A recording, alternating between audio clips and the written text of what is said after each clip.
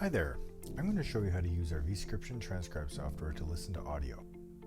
We won't cover using the vScription transcribe text editor here, but we will cover that in a later video.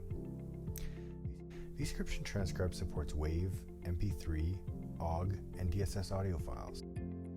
vScription transcribe doesn't send your audio files anywhere, you'll be working with files on your workstation. If you haven't set up vScription transcribe or created an account, we have a video for that. To open an audio file, click the Load button.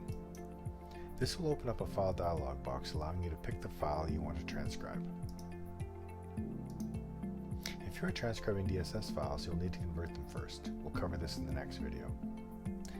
Once the file is loaded, you will see the file name displayed on the Load button, as well as the length of the file in seconds under the player. You can now use your foot control to stop and start playback as necessary. You can decrease the playback speed by clicking on the turtle button, and you can increase the speed by clicking on the rabbit button. If you are going to be typing into another application such as Microsoft Word, you can switch to the MiniPlayer mode by clicking the Hide Text Area link.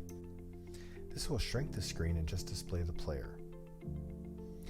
You can also click the Always on Top option to keep the player on top of all windows.